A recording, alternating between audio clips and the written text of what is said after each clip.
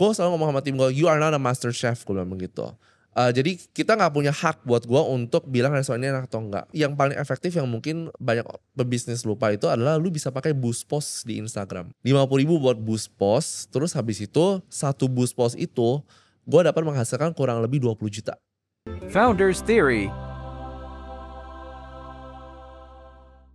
Hai folks, hari ini gue bareng sama Ian Erianto, founder dari Jakarta Go atau JKT Go. Ian, thank you banget udah dateng. Thank you. Satu kehormatan. Alhamdulillah. Ian, gue denger sebelum memulai segala hal yang sukses dan gemerlapan ini, umur 25 lu pernah kehilangan seluruh duit lu. Gimana ceritanya dan gimana lu overcome with it? Jadi waktu disclaimer dulu, kalau JKT gue tuh mulai tahun umur 23. That was like 10 years ago, di saat internet belum mulai ada. Jadi baru Instagram baru mulai. So obviously di saat itu cash masih belum besar. Karena kan advertiser masih butuh waktu untuk percaya kepada iklan di social media. Ya seperti zaman-zaman sekarang lah, pingin bikin cafe. Jadi waktu itu gue bikin coffee shop. Waktu itu di Tanjung Duren. Dulu dikit banget coffee shop tuh gak ada, yang jualan kopi aja. We tried di Tanjung Duren karena kan daerah transit dan banyak perputarannya cepat. Ya.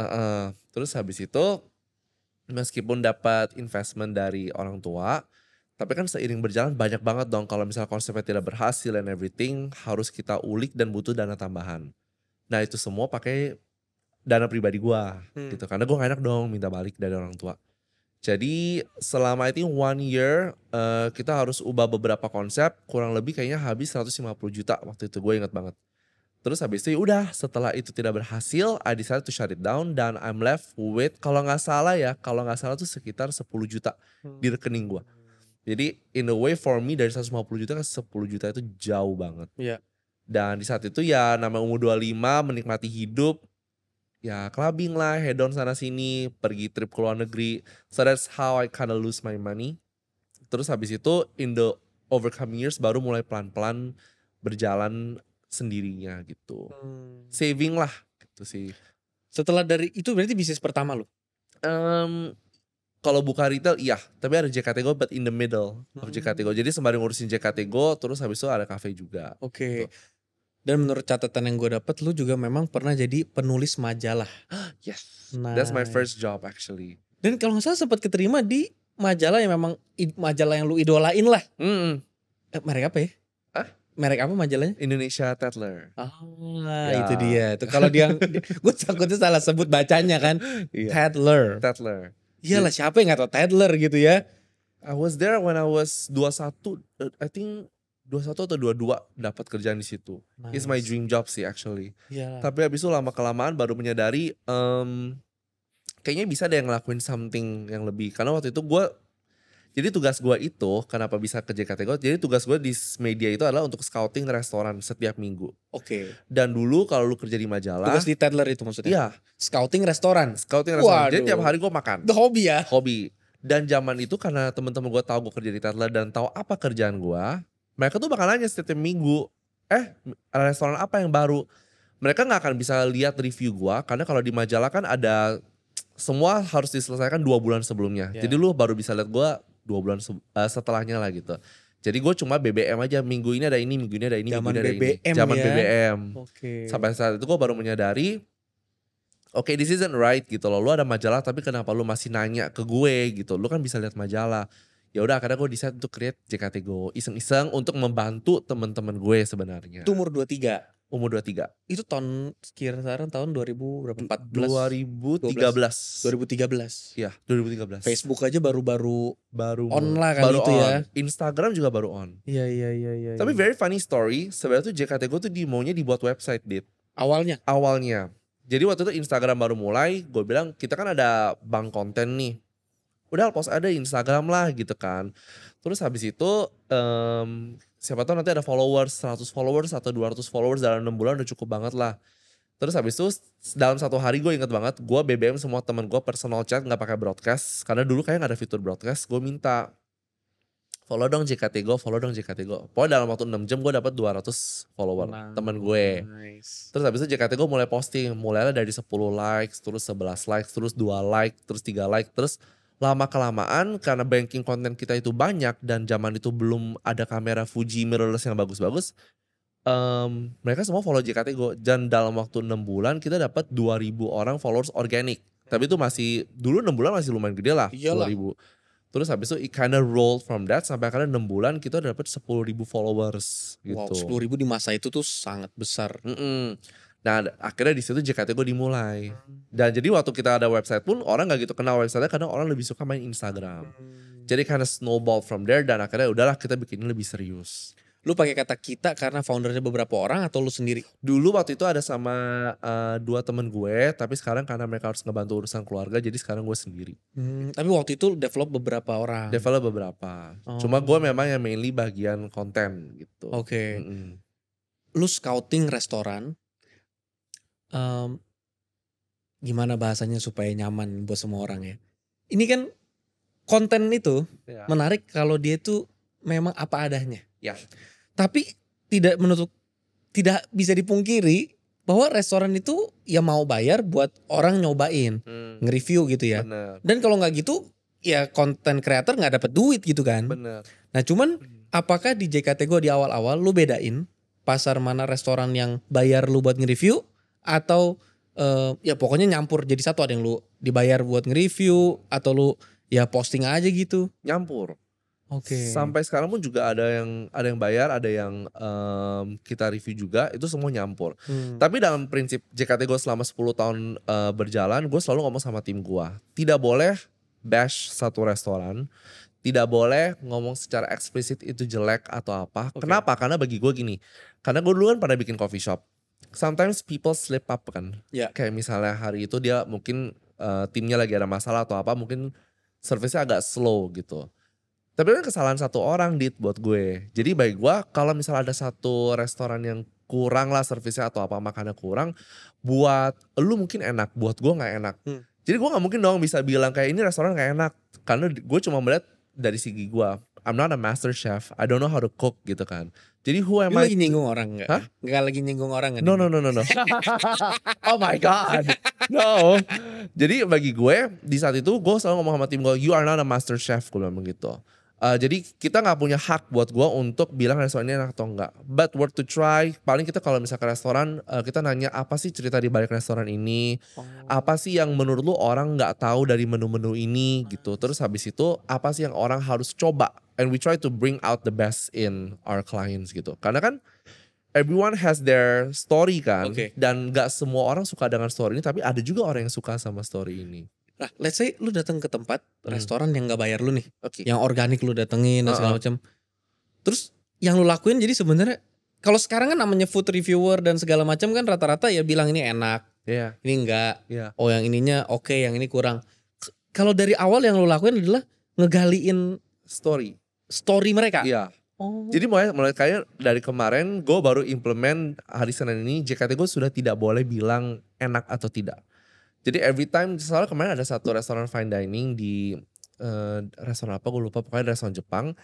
Tim gue cuma bilang ini enak gitu. Terus gue bilang that's kind of like flat and shallow, gue bilang begitu. Padahal sushinya kelihatannya menarik banget. You have to talk more about barang ini datang dari mana. Apakah kepiting ini datang dari Kyoto atau diimpor dari Norwegia atau apa gitu kan. Maksudnya those are the stories yang bikin produk itu mahal dan spesial. Lu gak boleh cuma ngomong itu enak. Because enak itu juga subjektif, kembali gue bilang gitu. So mulai sekarang sih kita try not to say enak gitu. Kita harus ngomong apa yang bikin unik ini spesial. Karena kalau enggak, lu ke restoran buat gue, karena satu gue I like food, tapi gue tuh bukan orang yang bakal jauh-jauh makan ke ujung banget. Kalau misalnya gue gak tahu cerita restoran itu. Ya kan kalau kita lihat story-story restoran yang benar-benar berhasil banget kan ada cerita dari founder, ada cerita dari bumbunya. I think that's what makes a dining experience more enjoyable sih.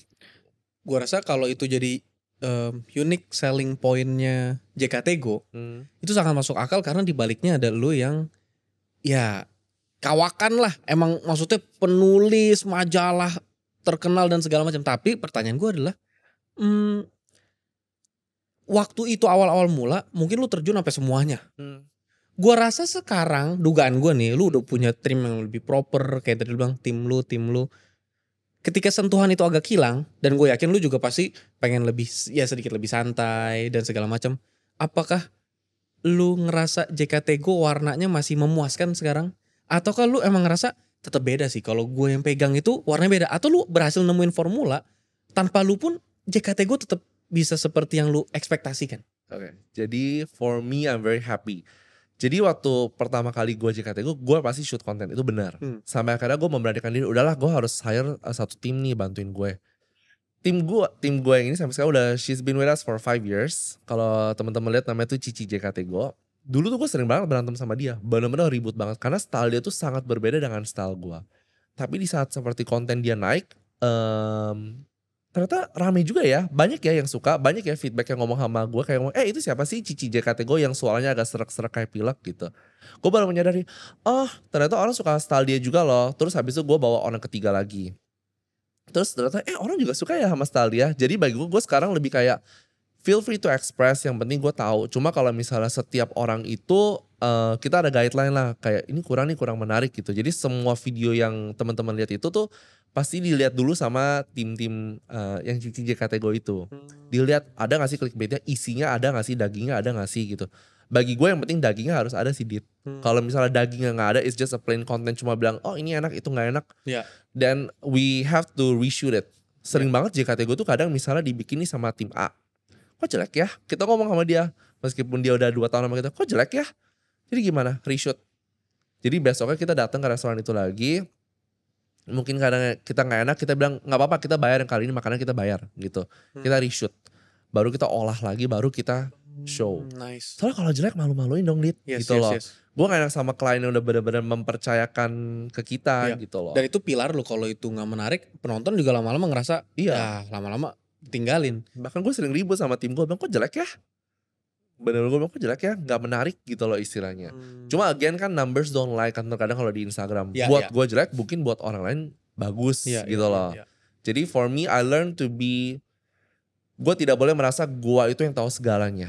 Justru dengan tim gue yang dengan latar belakang yang berbeda tuh mengajarkan ke gue that everyone has their own preference dan it's fine gitu. JKT Go ini sekarang pengikutnya di Instagram kalau gue gak salah 1,3 juta terakhir ya. Di build awal disiapin untuk sebuah website. Yang mana di dugaan gue awal nih berarti sangat masuk akal yang lu unggulin tuh story-nya. Karena website itu sesuatu yang panjang tulisannya, mungkin fotonya juga estetiknya harus tingkat tinggi gitu ya. Terus ketika itu masuk di Instagram, mungkin story-nya ya kalau kita ngomong story di Instagram ya berarti terbatas di caption. Atau mungkin apa yang disampaikan, dinarasiin di video. Tapi itu kan sangat terbatas. Makanya mungkin dari sudut pengambilan, angle dan poin-poinnya harus lebih padat. Terus sekarang tereksplor sosial media model TikTok. Gue gak tahu apakah itu ngerubah identitasnya JKT Go atau lu bikin JKT Go dengan sudut pandang berbeda di TikTok atau gimana sih? Maksud lo apakah konten kita berbeda di TikTok? Apa gara-gara ada TikTok jadi kita berubah? Adapt, kita jadi berubah. Jadi kalau gue liat TikTok itu fast moving konten cepet banget, jauh lebih cepet daripada Instagram. Terus habis itu orang TikTok, cara paling simpel aja, lu sekarang sadar kan setiap video tuh pasti ada subtitle. Dulu tuh nggak ada. Jadi menurut gue sejak ada TikTok itu tuh dengan fitur mereka yang auto subtitle tuh semua orang jadi request ada subtitle. Karena when I notice a lot of people tuh nonton video nggak pakai subtitle.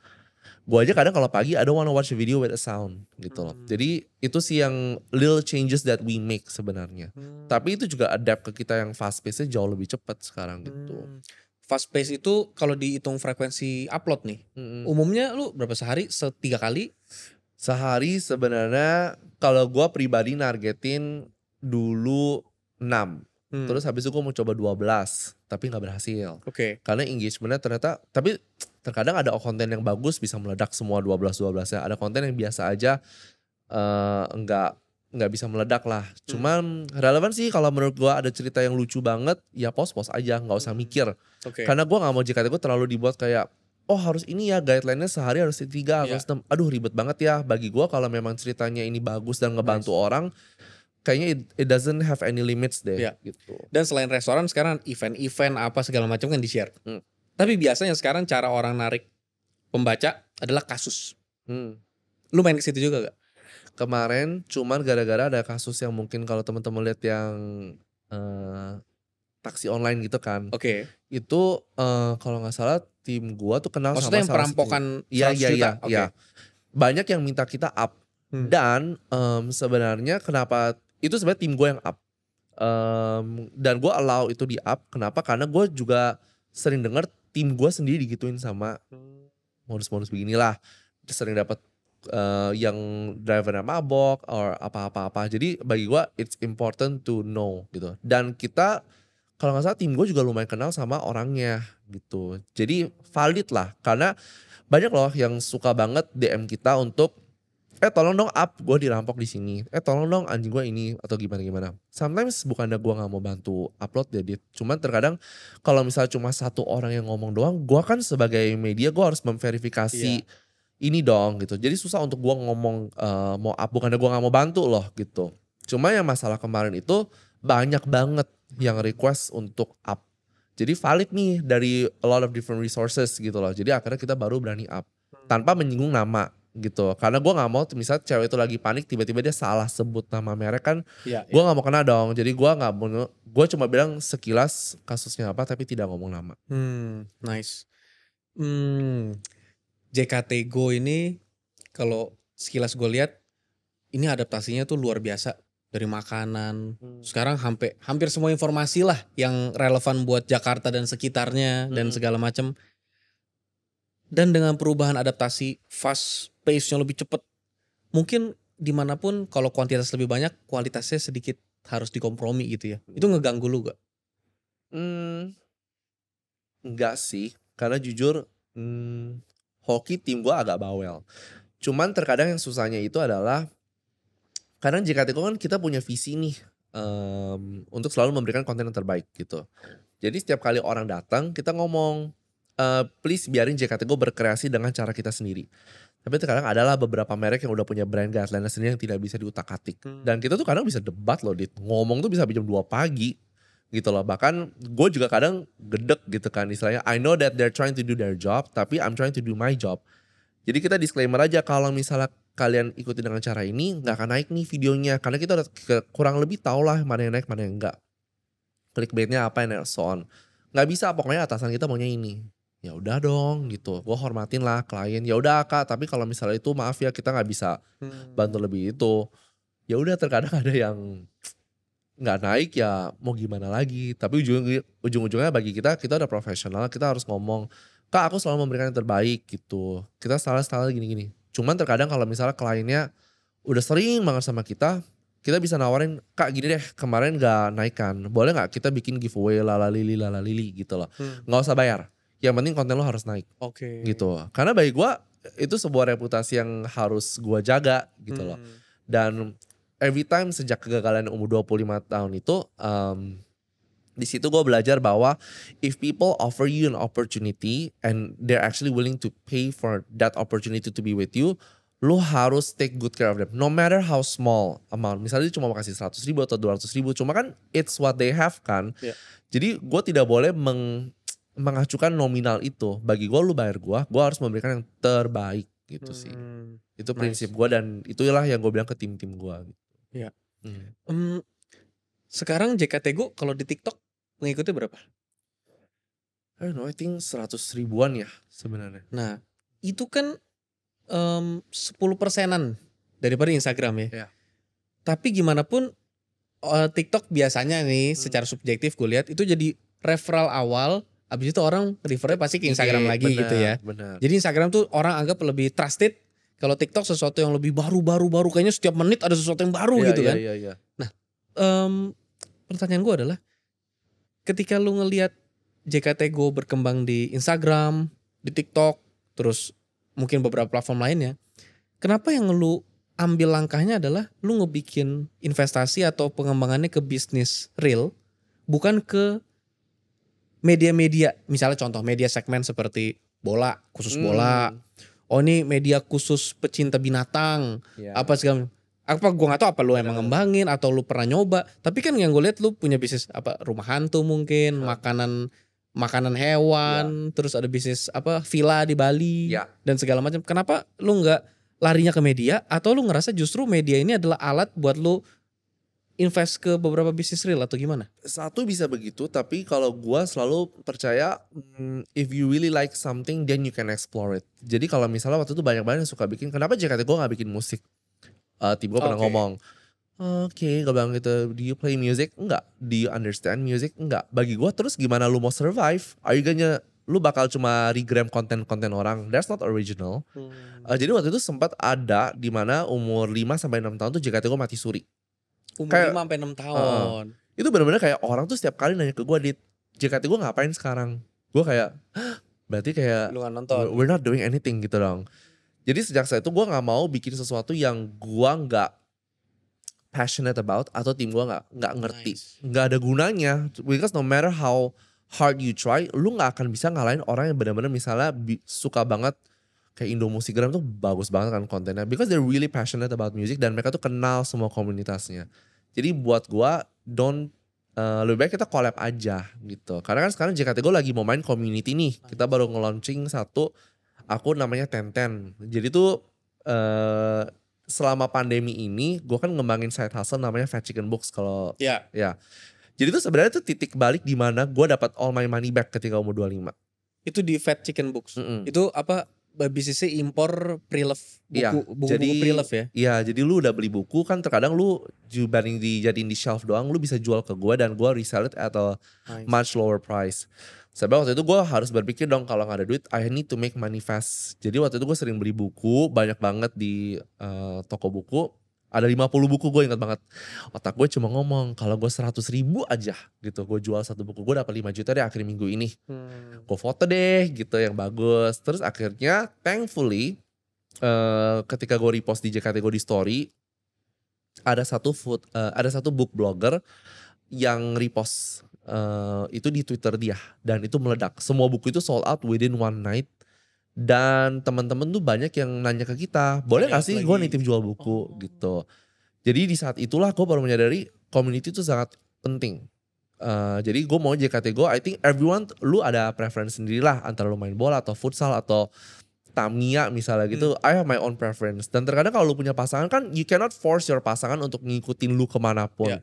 Bagi gue you have to develop yourself juga lah, lu harus punya personal hobby and everything. Jadi itu Tenten harapannya tuh kesana, where we find other communities di mana lu bisa gabung dan kenalan sama teman-teman baru. Jadi Tenten itu bentuknya sekarang akun Instagram tentang komunitas berbagai keinginan lu, mau komunitas apapun. Hopefully itu bukan cuma di Jakarta doang, tapi nanti hopefully satu Indonesia lah gitu. Komunitasnya lu sama sekali gak batasin kategorinya? Sementara enggak. Apapun yang bisa attract fanbase, community, segala macam. Mau itu musik, penyanyi, mau itu komunitas film.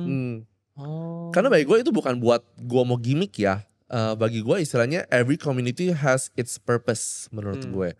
Ada tujuan kenapa orang buat komunitas ini. No matter how weird we think it is. Misalnya ada kayak komunitas merajut mobil atau gimana kan ada kayak begitu-begitu kan. It's very funny aja gitu loh. Baik gue bahkan we ourselves meskipun kita gak suka tapi at least kita bisa lihat sesuatu yang baru kan gitu. Yes. Ya kalau gak salah komunitas terlucu terakhir itu yang gue lihat kalau gak salah antara Asep atau Agus, kayaknya Asep. Yang komunitas pemilik nama Asep. Ada. Ya gue lupa lah ya Asep atau Arif atau Agus, pokoknya namanya umum. Mereka punya komunitas sesama nama, maksud gue oh ternyata ada ya. Ada. I see. Itu kan personal hobby kan. Iya. Maksudnya yang penting orang happy, doesn't harm anyone, apa salahnya sih gitu sih sebenarnya. Nice. Dari sudut pandang lu nih, secara jujur menurut lu sekarang adalah momen yang tepat gak untuk orang mulai membangun lagi bisnis media seperti JKT Go, atau sejujurnya momennya udah kurang pas karena media ini udah terlalu banyak? Menurut gue pas-pas aja sih, tapi lu harus ada niche.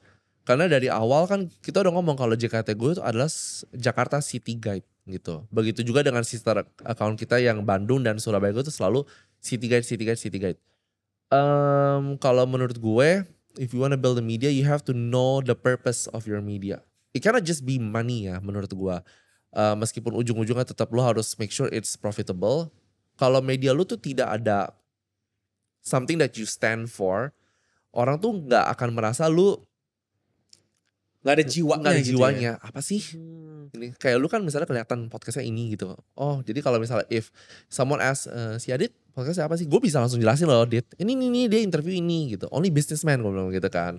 Kalau Jakarta gue, no it's city guide. Jadi tuh sampai sekarang tuh tidak ada yang ngomongin kita. Kok JKT gue nggak bahasa K-pop ya, kok JKT gue ada, meskipun kadang suka banyak orang nyinyir ya. Cuman kan kita udah ngomong kita city guide. Jadi kalau mereka datang wajar dong gue ngepost gitu. Karena itu memang purpose dan function gue adalah untuk bikin city guide buat semua gitu. Gue ngeliatnya city guide itu hal yang berbeda ketika gue nyoba traveling ke satu negara. Terus di negara itu gue cuma mulai berpikir, ini gue nih misalnya gue cuma mikir kalau misalnya gue tinggal di sini nih, akhirnya nih gue pindah terus gue tinggal di negara ini, hal apa pertama kali yang akan gue lakukan buat nyatuin diri gue sama lingkungan ini. Terus gue lihat kayak gue bakal ngapain. Anggap aja kita ada di satu negara baru, negara yang benar-benar baru. Waktu itu sebenarnya gara-gara harus ke rumah sakit ngurus satu saudara, makanya gue lihat wah ini kayak cukup panjang nih. Terus gue ngerasa kayak kok gue nge-connect gitu. Gue cuma ngerasa kayak gue ada tinggal di satu tempat yang baru, tapi gue gak ngerasa gue bagian dari mereka gitu. Kok mereka kayak punya kehidupan sendiri, komunitas sendiri, sedangkan gue kayak terpisah. Outsider, Nah terus gue harus ngapain supaya bisa masuk ke mereka? Baca berita kah? Apa gue harus tahu apa segala macam? Dan hal pertama yang kepikir sama gue adalah nyari media lokal Instagramnya. Karena menurut gue kalau di Indonesia secara subjektif, di kota manapun kalau gue mau kayak semacam riset kecil-kecilan, orang di sini tuh kayak gimana sih budayanya? Yang gue lihat pertama adalah media lokal Instagramnya. Gak tahu kenapa harus media lokal Instagram secara spesifik, tapi menurut gue itu ada jiwanya yang ngegambarin.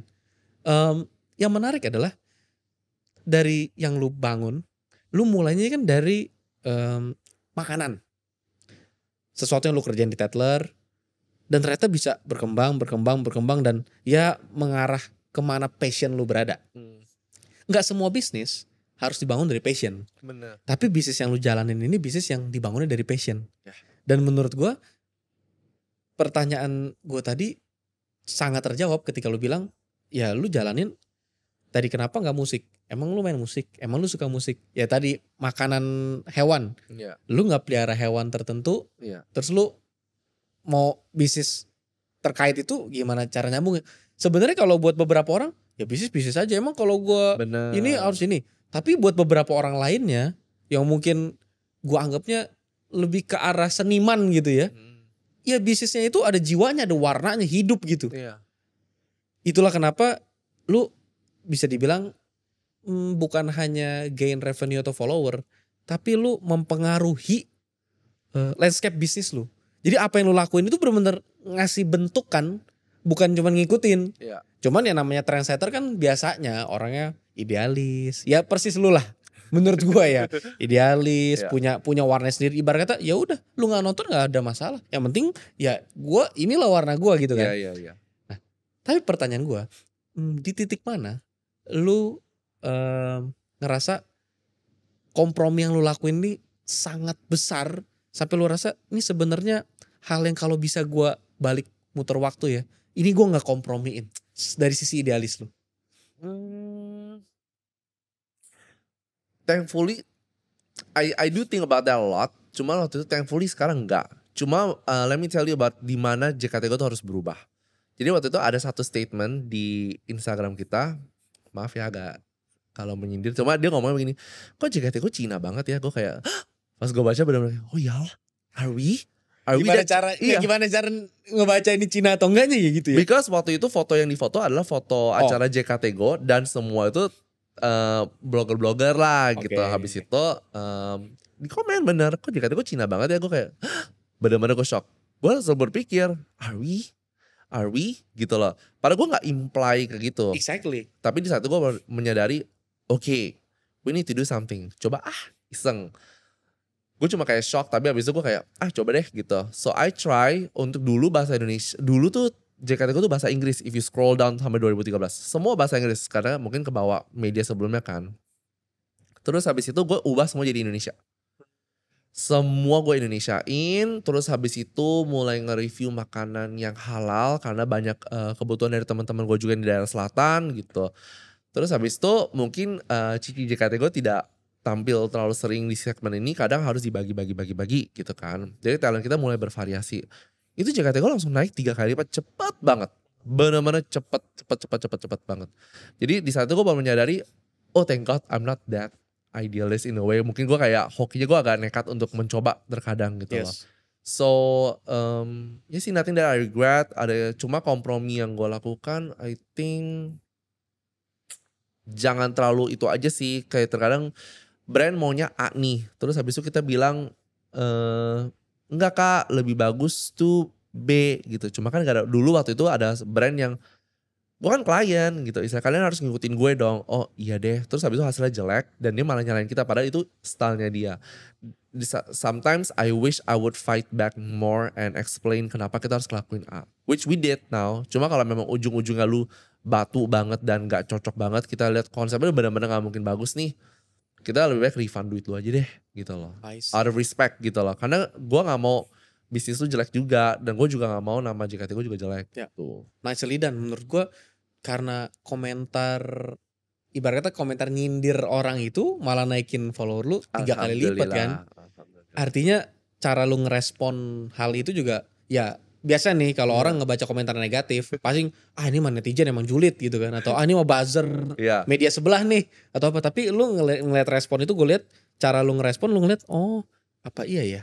Seenggaknya kan lu ngomong Arwi apa iya ya itu berarti selama ini lu gak nyadar gitu kan. Benar. Nah dan itu ya seperti yang orang bilang, ternyata orang yang paling akan berguna buat kita adalah orang yang sebenarnya opposite dari kita kan. Orang yang mikir sesuatu yang gak pernah kita pikirin. Yang kok nih kayaknya orang yang gitu banget gitu ya.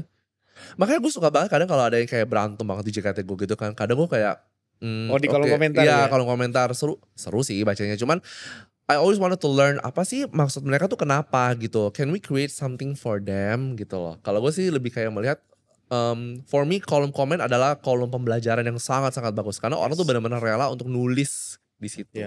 So it's good menurut gue.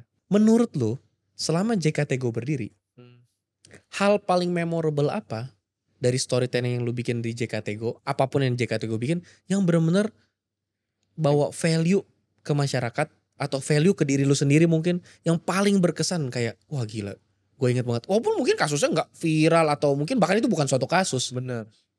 Dulu waktu itu if we use the power of storytelling itu, gue belajar dari partner gue waktu itu. Jadi pas pandemi kan JKT Go technically we didn't receive any money from our clients kan. Waktu itu kita bikin satu acara di mana JKT Go mulai nih merambah ke bisnis baru. Itu udah kayak bagi gue do or die lah, dibanding kayak kita mati suri begini. Kita udah mau 10 tahun mau dilanjutin atau enggak. Kalau misal 10 tahun ini amit-amit memang jalan Tuhan memang ditutup, ya udah kita harus fokus kepada bisnis lain dong yang harus kita bangun gitu. Jadi waktu itu mungkin lu tahu gak sih kalau kita JKT pernah bikin drive-thru haunted house pertama di Indonesia, yang lu nyetir naik ke rumah hantu. Gue gak tahu itu yang bikin JKT Go, cuman kalau drive-thru haunted house gue pernah lihat. Lu main gak? Enggak ya? Enggak kan, lu tahu ya. Gue kagak nonton film horor. Kepikiran bisa sebulan. Tapi lu tahu waktu itu kita bikin di MOI, di Mall of Indonesia yang terowongan Casablanca. Ya itu gue tahu persis. Nah, jadi waktu itu kita kerjasama sama satu. Itu JKT Go yang bikin? JKT Go. Kita partneran sama satu IO memang udah spesialis di rumah hantu. Tapi waktu dia spesialisasinya itu rumah hantu jalan kaki. Terus gue come up with this idea. Gimana kalau kita bikin rumah hantu drive-thru, because it's COVID. Dan kita bikinnya di lapangan parkir. Kalau gue kan orangnya sangat dar-der-dor ya. Dia bilang gak bisa. Bisa lah, lu tinggal pakai motor, pakai mobil, terus dia lihat-lihat terus kuntilanaknya nongol gitu istilahnya. Ya udah akhirnya gue bilang we're gonna do it with or without you, do you want in or no. Akhirnya dia bilang ya udah deh, jalan. Ketika di saat itu judul apa nih? Terus partner gue ini bilang pokoknya ada satu dia mengangkat cerita zaman Belanda banget. Gue bilang I don't understand the story. Terus habis itu tiba-tiba dia mengusung lah sebuah cerita. Oke, gue udah ketemu judul nih buat rumah hantu kita, namanya Terowongan Casablanca. Gue kayak oke, gitu, I really like it gitu. Jadi it's something that orang langsung ngerti gitu loh. Dan tapi menurut gue story yang lu tampilin di social media or whatever event that you're trying to sell itu harus believable. Oke. Jadi waktu itu partner gue tuh ngajarin gue satu hal. Gue dulu temanya mau apa? Gue bilang tema rumah sakit aja deh karena orang paling takut sama rumah sakit. Terus dia ngomong sama gue begini, do you think orang percaya ada rumah sakit di bawah Mall of Indonesia? Gue bilang itu kan event. People don't need to believe that. No, but if in order for you to believe it, you have to like, kan kita mainnya di basement kan, Dit. Jadi kalau di basement paling gampang tuh apa logikanya? Terowongan kan? Yes. Gitu. Jadi kayak oh gitu. Jadi bagi gue itu yang benar-benar naikin value dari event itu. Karena bahkan nenek-nenek aja waktu itu ada yang liatin itu. Gue inget banget gue lagi jaga kasir.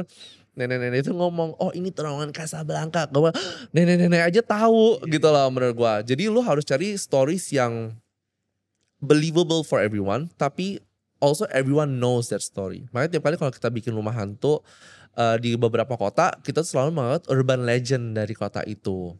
Karena itu yang what people wanna see kan sebenarnya. I see. Gitu. Lu jadi gue pikir awalnya konsep drive thru haunted house itu, rumah hantu drive thru itu dari luar negeri. Jadi, itu apa lu emang develop sendiri waktu itu memang belum ada yang bikin kayak begitu? Jadi dulu waktu itu gue lagi bengong di kantor, terus ada ipar gue ngomong, lu bikin dong kayak begini, kayak kan di luar temanya tuh lagi nonton bioskop di layar tancap dan lu dalam mobil terus setannya dateng kan. Gue bilang, well that's just dumb. Gue bilang gitu, siapa yang kuntilanak datang dari ujung sana bisa lihat gitu kan. Terus gue tiba-tiba bengong kayak, kenapa kalau kita kan di lapangan parkir banyak kolong, kenapa gak naik mobil terus lika-liku terus setannya nongol. Itu dari pikiran. Iya itu gue lagi bengong, bener-bener langsung gue bilang, bikin di mana ya? Tiba-tiba di otak gue langsung ngomong, Moi. Gue kayak, langsung gue telepon, kita punya ide nih, lu mau gak? Langsung within one day dia langsung bilang, oke, let's do it. Jadi menurut gue, if you really find something, you have to act upon it real quickly. Gitu. So, ya itu sih, I think the power of storytelling di zaman COVID. Karena menurut gue, ya itu kemampuan yang memang powerful, tapi memang gak semua orang bisa punya kemampuan itu. Itu sesuatu yang butuh banyak hal. Kemarin gue bahas sama Chelsea Islan tentang gimana The Beers bisa bikin batu berkilauan yang sebenarnya secara value nggak segitunya, tapi sekarang semua orang gandrungin beli berlian sampai sebegitunya. Dan ya setelah di blow up di Netflix yang apalah merek judulnya ya tentang diamond itu, ternyata selama ini bahkan diamond yang sekarang udah nyebar, kita udah nggak tahu sebenarnya itu diamond alam atau diamond yang lab ground, itu udah kecampur. Benar. Dan mereka juga yang bikin sertifikat, tapi mereka bisa bikin cerita. Benar. Yang bikin benar-benar ngerubah dunia dengan cara itu. Iya. Ini dari sudut pandang lo ya. Ya. Gimana pun JKT Go ini adalah harapan para pebisnis, ini katalisator yang bisa bikin loncat bisnisnya. Pokoknya kalau bisnis saya masuk JKT Go harus viral, penjualan saya harus naik. Ya mungkin ada yang sekali posting viral terus penjualan naik terus bisnisnya makmur selama-lamanya. Gue gak tahu, mungkin. Tapi kan ini sebenarnya cuma satu bagian dari banyak aktivasi brand. Correct. Tapi menurut lo, dari sudut pandang brand, lo kan pemilik brand juga. Dan lo tahu pasti bahwa gak mungkin, kalau gitu lo bikin aja brand apapun, posting di JKT Go langsung viral selama-lamanya. Iya. Nah dari sudut pandang lo nih, dari sudut pandang pemilik brand, dan juga kebetulan sudut pandang pemilik JKT Go. Sebenarnya apa di stage bisnis yang mana platform seperti JKT Go bakalan sangat ngebantu bisnis itu? Menurut gua, jadi we get a lot. Jadi banyak banget setiap kali kalau orang mau ngepost di JKT Go, kita selalu nanya brand lu apa, baru mulai atau enggak. Jadi kalau brand-brand yang baru mulai yang followersnya masih kecil banget, kita bilang, Kak lebih baik nggak ambil. Kenapa? Karena kita pernah ngetes gitu. Itu nggak jarang banget yang naik gitu. Karena menurut gua kita tuh harus I like your word sih, mengkatalisasi sebuah brand yang udah ada. Kita tuh tugasnya untuk memperkenalkan kembali in a way. Tapi juga kalau ada yang baru kita perkenalkan lah gitu. Karena menurut gue orang tuh sekarang kan udah lihat tuh Instagram sebagai sebuah trusted source untuk mencari sesuatu kan. Jadi kalau misalnya video udah nongol, tapi ketika mereka ke halaman brand itu dikit followersnya, postnya masih sedikit, masih tidak organized, itu nggak justru bakal backfire loh menurut gue. Menurut gue justru kita saranin mereka untuk pakai boost post. Jadi this is a very funny story. Jadi tiap kali waktu kita bikin rumah hantu di beberapa kota, waktu itu kita bikin di Jogja tuh, rumah hantu Malioboro sampai sekarang masih ada. Kita nyampe sana 1 minggu sebelum eventnya. Followers kita gak ada. We don't have an account. Kita langsung bilang pas kita 1 minggu sebelum. 1 minggu. Enggak 1 minggu dah, 5 hari. Gue Oke. nyampe Senin, acaranya mulai hari Jumat. Dan itu zaman Covid. Terus habis itu gue gak bisa pakai platform JKT gue dong, di Jogja. Orang mana kenal JKT gue Iya. siapa.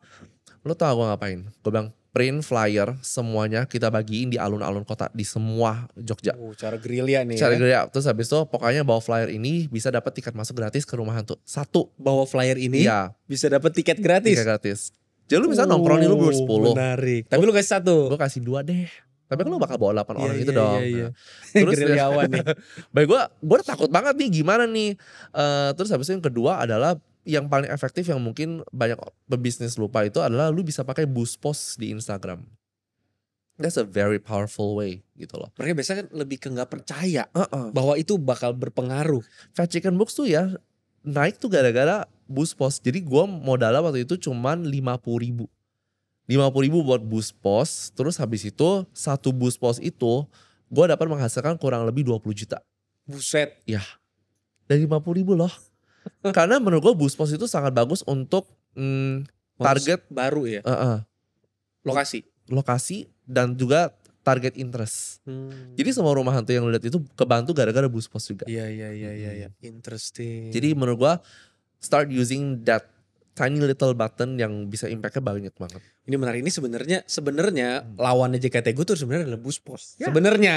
Ya. Cuman dengan jujurnya lu gamblang bilang bahwa sebenarnya ketika bisnis lu baru merintis dan berdiri, boost post itu pilihan yang masuk akal. Dan menurut gue ini fair enough Ya. nasihat yang keluar dari mulut kompetitornya boost post ya gak sih? Lu kalau mau posting di sosial media pilihannya cuma antara paid promote atau endorse ke media lokalnya atau lu boost post. Menurut gue itu juga cara yang bagus untuk kalau misal lu lagi R&D sebuah produk, lu gak tahu nih produk ini orang suka atau gak, lu coba aja boost post.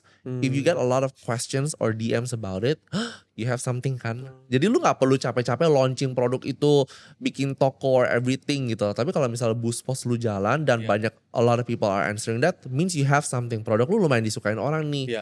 Coba aja ngedevelop. Sometimes we think that to grow big you have to play big. Not necessarily. Menurut gua lu bisa coba testing dengan coba eksperimen aja. Exactly. Itu yang lu ngomongin itu persis benar-benar dilakuin sama satu teman gue. Dia foundernya importir.org. Nah dia salah satu cara paling sering yang dia lakuin adalah dia benar-benar, seingat gue ya, dia bahkan waktu itu ngasih gue angka yang sekitar 15 jutaan. Dia bikin A/B testing. Selalu kalau dia punya kepikir ide bisnis baru, dia lempar dulu.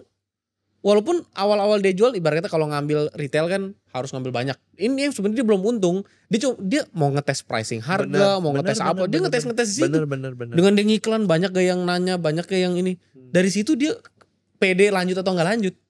Nice. Iya. Gampang Interesting. kan gitu. Menurut gue kepikiran itu gara-gara Fat Chicken. Gara-gara desperate kan, gak ada duit, mau gak mau, udahlah lemparnya Goban, gue bilang begitu. Goban 50.000 ya teman-teman. Jadi bisnis lo itu juga hotel atau villa di Bali ya? Iya. Hot di Bali ya? Iya, hot tiba. Nah makanya itu dari properti lumayan. Buku, media dan segala macam.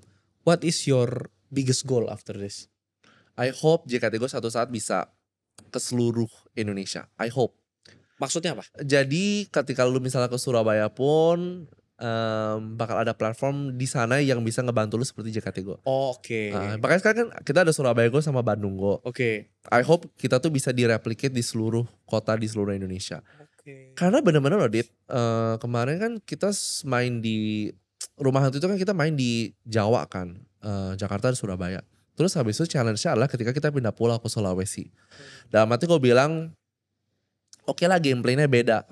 Oh my god itu enggak. Apapun, bahkan ketika kita bilang JKT itu siapa, ketika kita bilang kita bikin acara ini di Jawa, mereka gak ngerti. Dan they don't care. Karena bagi mereka itu Jawa, ini Sulawesi. It's a totally different game plan. Yeah. Jadi ketika kita bikin Sulawesi, again kita boost post juga gitu loh. Terus habis itu di sana juga gak ada website kayak JKT Go kan. Jadi kita harus cari-cari orang sendiri. talent-talentnya. Bahkan media lokal merek apapun di situ nggak kuat gitu ya? Ada cuma kayak istilahnya yang menampilkan di sini macet, di sini ada kerusuhan gitu-gitu loh. Oke. Info lalu lintas. Ya udah kita guide itu juga buat mempromosikan acara misalnya gitu. Jadi gue bilang kenapa ya kok nggak ada kayak JKT Go di sini? I hope ada yang bikin nih gitu loh. Karena buat kalau misalnya gue bikin event dari luar kota ke sini kan bisa masuk dan karakter mereka tuh sangat berbeda gitu. Apa yang bikin itu sulit buat lu scalable ini? Apa karena orangnya harus tinggal di situ, warga lokal situ yang jadi otaknya gitu? Satu itu dan kedua JKT Go benar-benar menurut gue take off banget ketika pas pandemi. Jadi sebelum pandemi itu kan ya orang masih fokus pada bisnis yang offline banget lah, belum ke online banget. Untuk butuh scale ke tingkat sekarang tuh butuh waktu lama banget. Untuk gain trustnya itu loh yang menurut gue tuh susah. I see. Interesting. But we're figuring out a way. Semoga bisa membawa ini ke seluruh Indonesia lebih cepat. Yes. Itu sih. Ya gue rasa itu salah satu hal yang menarik karena itu akan ngerubah permainan. Karena biasanya media lokal di berbagai kota di Indonesia itu bentuknya benar-benar ya udah info lalu lintas atau banner brosur brand apapun. Dan gue liat orang gimana mau percaya media lokal karena dia cuma posting banner brosur, followernya mau 200.000 pun likesnya paling cuma 20 gitu. Kenapa likesnya 20 ya? Instagram itu dapat duit dari mana kalau yang organik maju? Organik harus bisa maju kalau dia punya story-nya, pengemasannya menarik, orang jadi menonton. Kalau cuma lempar flyer banner gak akan. Ya jadi isinya juga belang bentong gitu kan. Makanya dulu sekarang JKT gue gak bolehin ada banner. Harus ada covernya dulu baru bannernya gitu. I see. Ini agak mengarah sedikit hal yang sensitif ya. No worries. Gimana pun kan kadang-kadang keberpihakan selalu ada. Apalagi di dunia kemarin zaman politik. Lu dapet tawaran gak tuh buat memihak paslon mana? Dan gimana caranya media bisa stay netral di saat itu? Mungkin bisa jadi kalau lu dapet tawaran bisa jadi itu salah satu tawaran yang menarik untuk finansial bisnis lu gitu kan.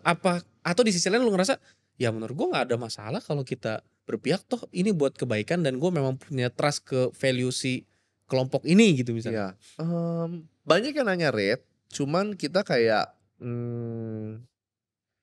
lihat mungkin satu sisi gue kesepakat lihat paslon deh gitu kan, tapi dalam hati gue juga kayak sensitif ya. Sampai akhirnya waktu itu ada satu saat akhirnya kan kita tidak mempromosikan siapapun karena waktu itu lagi panas banget tuh. Kita aja ada satu cerita. I don't know if you notice. Jadi waktu itu kan ada pas Imlek ada 2 paslon kan yang lagi, satu di JIS dan satu di GBK. Tim kita kan regram cuma buat for the sake of updates gitu kan. Kita repost dong update di JIS, pemandangan bird's eye view-nya seperti apa. Terus kita ngomong kita regram ini parkirannya sampai ke Sunter nih, sampai pinggir tol, sangat mengganggu jalan. Yang kedua, karena di postnya oleh 2 tim yang berbeda nih, jadi bahasanya berbeda dong. Yang kedua ngepost mereka lagi liputan ke Ashta dan lagi macet banget. Jadi teman-teman disarankan untuk mencari jalan alternatif. Lo tau gak gue di bash? Gue ngomongnya begini. Jadi yang paslon ini agak disarankan untuk menjalani itu, sedangkan satu lagi tuh dibilang mengganggu. Allahu Akbar, dalam hati gue bilang, nah lo memang mengganggu di pinggir tol, masa membantu lu panggil di pinggir tol gitu kan. Cuma begitu doang. Ini kemacetan sampai Sunter dan sangat membantu ya. Iya. Gue sampai akhirnya dibilang, jadi JKT gue dibayar calon ini, dibayar calon ini. Dalam hati gue berpikir kalau gue udah tahu gue bakal terima backlash kayak begini, lebih baik gue dibayar dikit deh, sedikit kan. Tapi kan tidak gitu kan. Jadi saat itu gue berpikir kayak hoki sih gak ikutan politik sama sekali gitu loh istilahnya. Karena gue gak mau menerima animo yang bagi gue kurang begitu berfaedah ya gitu. Meskipun rame engagementnya, cuma bagi gue aja sendiri yang ngepost, ya ampun cuma buat kebantu lu cari jalan alternatif aja gue masih di bash gitu sebenarnya. Ya karena itu kemarin memang sensitif lah. Lu diam aja salah sebenarnya. Iya, akhirnya kemarin kan kita dibilang buzzer, terus akhirnya gue clap back kan. Gue bilang kalian bilang kita buzzer, berarti kalau kalian ngebayar ini berarti kalian dibayar juga. Maksudnya gue balas aja lah, udah lah mau gak mau. Kalau makanya menurut gue I think in media why sometimes bloggers still thrive, karena itu tuh ada personal opinion sendiri. Semua key opinion leaders including you juga ada personal opinion yang where you stand for, right? Kadang kalau JKT Go tuh terkadang tuh we're very lucky lah kita dikasih kesempatan untuk sebesar ini. Cuma terkadang kalau kita beropini, kita bisa dibilang kalau kita itu. Padahal kan bagi kita kan, we also have our own opinion gitu kan. Terkadang gue memberanikan diri untuk sometimes gue nggak takut untuk clap back gitu. Karena bagi gue kalau if I don't clap back dan gue cuma jadi media yang netral, gue nggak akan bisa membantu or do the right thing gitu menurut gue. Itulah kenapa gue nanya, karena dari sudut pandang awal lu tuh naruh jiwa di media ini kan. Tapi sedangkan jiwa itu kan pasti punya keberpihakan. Benar. Lucu kalau satu jiwa tapi nggak boleh menjiwai ini, nggak boleh menjiwai ini. Gimana itu jadi jiwa gitu kan? Nah ketika itu harus beresiko, gue pengen tahu aja batas-batas kompromi mana yang lu ambil. Nah, menurut lu yang sehat itu berapa persen dari konten itu paid? Kan pasti harus ada hasil duit kan dari konten yang paid. Harusnya berapa persen idealnya paid konten, berapa persen? Karena gue ada beberapa kenalan yang dulu konten kreator awal-awal terus demen banget ini konten pribadi gitu ya. Wah dia dari dulu suka nge-review ini dan segala macam. Sampai di satu titik dia dapat banyak paid sampai akhirnya ini yang ngantri listnya aja paidnya itu masih banyak banget. Dan dia akhirnya dari postingan dia misalnya let's say 100 postingan, mungkin 80 tuh paid. Karena dia udah sampai udah nggak mau posting kapan lagi. Ini yang paidnya aja masih ngantri.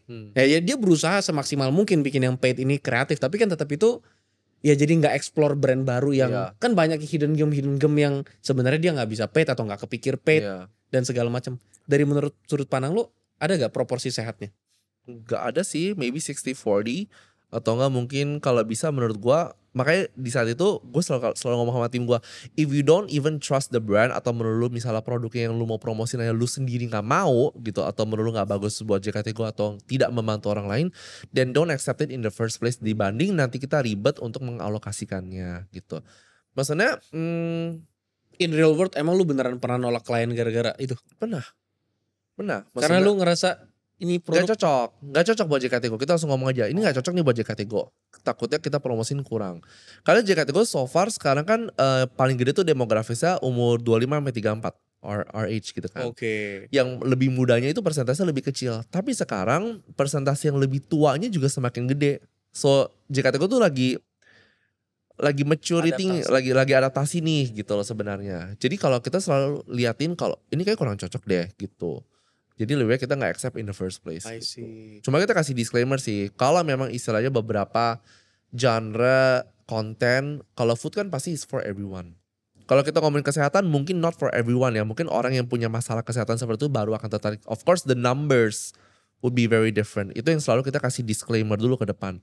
Ini karena topiknya ini bakal ada sedikit berbeda nih gitu angkanya. So don't be panic. Yang penting jadi kemarin contoh paling gampang. Ada satu beauty clinic di daerah Puri yang ngepost di kita. Lu tau gak like-nya cuma berapa? Cuma 300 kalau gak salah. Gila men. Kita tuh sampai kayak bener-bener kayak oh my god we feel so bad. Kita nawarin giveaway, kita boost post atau lala lili, kita kasih complimentary. Terus mereka tetap ngambil yang kedua. Terus kita nanya dong. I said you have to talk to them. Kenapa mereka mau nanya? Kenapa mereka mau ngambil lagi? Despite the numbers are so low for us gitu kan. Terus habis itu dia bilang, ih kebantu banget loh. What do you mean? Karena kan treatment mereka kan salah satu buat laser-laser gitu mungkin 5-6 juta kan. Yang kamu tuh banyak dit ternyata. Jadi meskipun angka itu kecil tapi doesn't translate to big sales kan. Gitu. Tapi artinya kualitas penontonnya itu sesuai sama yang mereka ekspektasiin. Terkadang orang tuh selalu melihat engagementnya jelek. Ya engagementnya jelek tapi salesnya bagus gak? Menurut gue itu gitu. Engagement jelek tapi sales bukan berarti jelek gitu. Itu sih menurut gue. Ini udah mengarah ke akhir nih ya. JKT Go kan selama ini invest di beberapa bisnis gitu ya. Tapi apakah lu sendiri kepikir JKT Go ini untuk diinvest orang lain? Atau emang lu udah open invest selama ini?